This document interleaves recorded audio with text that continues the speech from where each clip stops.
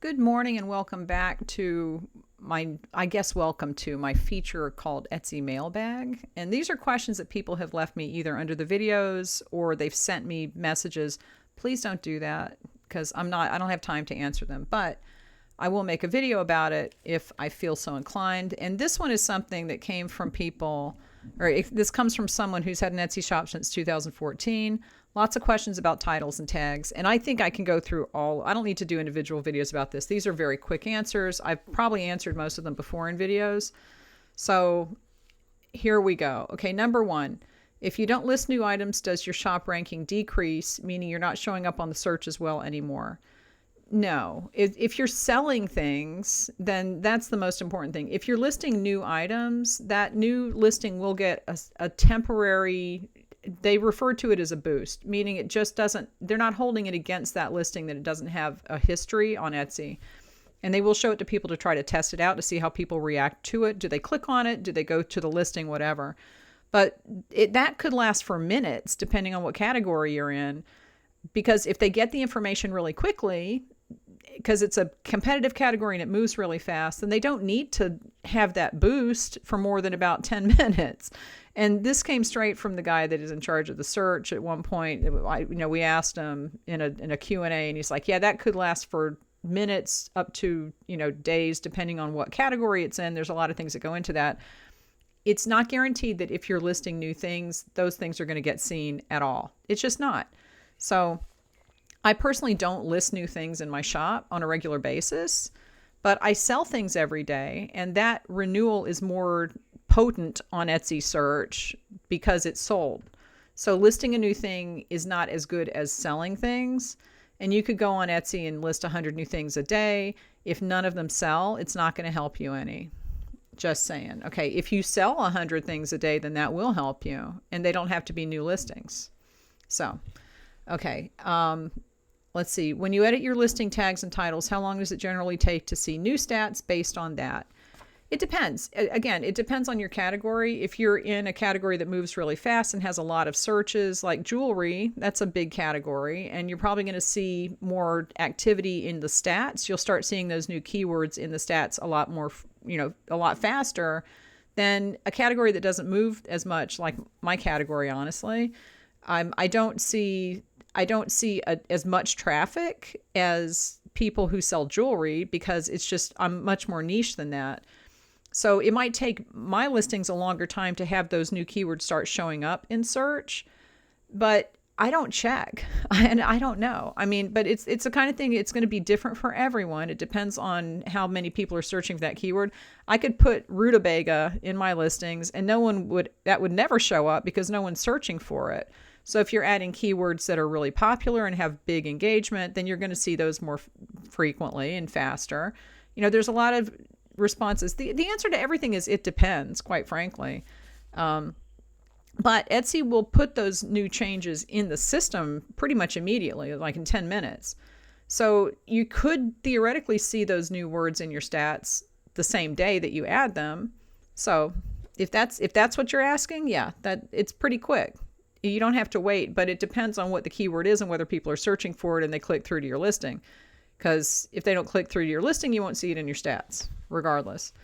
Okay, for the tags, do you just randomly choose keywords and stack them together, i.e. modern, vibrant, brand fun, retro, bakery, cookies, even though it makes no sense at all? Yes, I've said that a million times. Tags don't need to make sense. Just fill up the space and you're good. How many listings should you update at one time? How many listings are too many to update, i.e. does updating X amount of listings have an impact on your search? Now, when you update a listing, it might, if you take something out, then that might be the keyword that it was being found for. So don't do that. But if you have a listing that's dead and it's just not getting any activity at all, what's it going to hurt to update it? So if I had 100 listings that just get no traffic, it's not going to hurt to update all of them at once because they're going to get back in the system.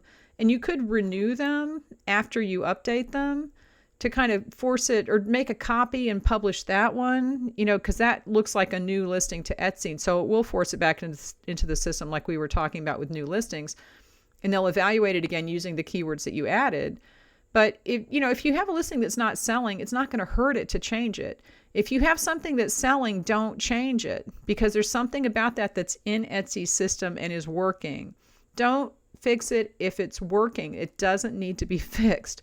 But if you've got a bunch of terrible listings that don't get traffic, then it doesn't hurt to change them. And there's no limit to that. If you have 1,000 listings that aren't selling, it's not going to hurt you to change all of them on the same day if you have time, which I don't.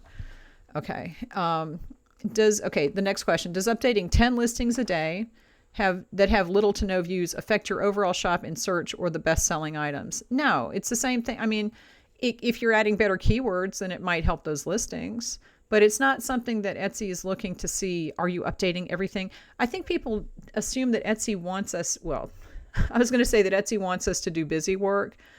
There's a lot of things that Etsy suggests that are just busy work, but it's not going to give you points in search if you go in and just do little things every single day. What gives you points in search is if you sell products. So if you want to spend some time doing something that's going to get you seen in search better and will help your shop overall, then go to social media and send people to your shop to buy things. That's going to be the better use of your time than going in to try to tweak things just to give Etsy a little signal that you're there, because they don't care. They just want to see you selling things. Okay. Should you use all your tags and titles in the listings description? No. The listing description, they've said they only use the first 150 characters, and that's not words, characters. So it's about the length of the title. They only use 150 characters at the beginning of the description for anything. And they have said that doesn't help in search ranking. They're not using it for ranking. They're using it for categorization or something. It was some weird explanation. And I don't know if that's changed since I've heard that. But I would not worry about keyword stuffing anything. Don't worry about like a quota of keywords in your description. If it fits and it makes sense to write that for the customer, then do that, because you should always be writing things for the customer and not for the search engine to help the customer decide if they want to buy it. The people that read the description are the ones who are on the fence about buying, and they just want a little more information to help them make that decision. So just write the description for the customer and don't worry about the search engine, because Etsy only uses the first part, and their explanation of what they use it for was really weird. So I just said, I'm not going to worry about that. Okay. And this is the same question. How much does the listing description affect your search placement? I don't think that they said that it affects your search placement. And like I said, they might have changed that, but they've said they use the first 150 characters. So if you're really worried about it, just make sure that your first 150 characters has the main keyword that you want to be found for in it, and then go about your business. Okay. If an item has not sold in 6 months or more but has hundreds of saves, should you delete that listing and start over with a new one, or should you update the tags and titles? Well, I mean, if it has hundreds of meaning favorites, I'm assuming, right? So if people have favorited that many times, you need to figure out why they're not buying it. And, the conversion rate for e-commerce is 1% to 2%. So for every 100 people who look at a listing, 1 or 2 should buy it, just on average. And if your conversion rate is higher, then that's good. If it's a little lower, you might want to look and see, what's going on. But if people are going to this and favoriting it, and then they're not buying it, it could be that they're comparison shopping and they're saving ideas, like they're using Etsy like Pinterest in their favorites, and they're just keeping things on their favorites to come back and shop later. I mean, there's a lot of reasons why people favorite things. So you have to go in and look at the listing to see why people would come to that listing and then not buy it. So is it something that is similar to a lot of other listings on Etsy and people are comparison shopping and yours is more expensive, so they buy the other one? That could be it. Could it be that your postage is, the perception of your postage is a little high, so your competitors are selling similar things for less postage? There's a lot of things it could be. Do you have a no return policy? I've seen that a lot, where a lot of people put no returns. And, in some places that's illegal because you have to have a return policy. But a lot of people who are customers will come to a listing and read the description and say, oh, they don't accept returns. I'm not comfortable with that. I will go find someone who does. So I would say have a return policy that is as short as possible, which is what I do. But just have something, or a cancellation policy. It's the same kind of thing. And, I've seen people in my Facebook group ask, somebody bought this and then they wrote and said they wanted to cancel it. And I have a no cancellation policy. And I'm like, just cancel it. Why? Why do you want to force the person to buy it? And then you're going to send it to them and then they're going to file a case and say that it wasn't what they ordered, or they're going to return it anyway. Just cancel it. You have to have some kind of a policy to make people a little more comfortable with purchasing, because if they see no cancellations and no refunds, they might not be. And that could be one reason, if that's your situation, why people favorite things and then they don't buy it. I mean, you have to go in and look at the listing to see what's going on. So that's what I would say that. And I would not necessarily delete it. I would go in and examine it and really be objective, because we all look at our own listings and think they're perfect. Not necessarily. So have somebody who's not even on Etsy or who doesn't sell online, have them look at it and tell you honestly what they think it could be. And you might get some insights into what a customer thinks, and that could be the reason why people aren't buying it. Okay. Last question. Does bringing outside traffic from Pinterest or other links help boost your search results, or should I just direct that traffic from Pinterest directly to my website? I kind of answered this one before. I send all my traffic to my website. I don't send traffic to Etsy, but I've been on Etsy selling since 2011. My shop is very established and I make consistent sales every day. If I suddenly got a drop in traffic and my sales really dropped, I would probably send some traffic to Etsy. And that's because, like I said, you kind of have to drive your own traffic and create your own sales cycle, because when something sells on Etsy, Etsy puts it back to the top of search for a while, which gives it an opportunity to be seen by other people, and then it sells again and the cycle continues.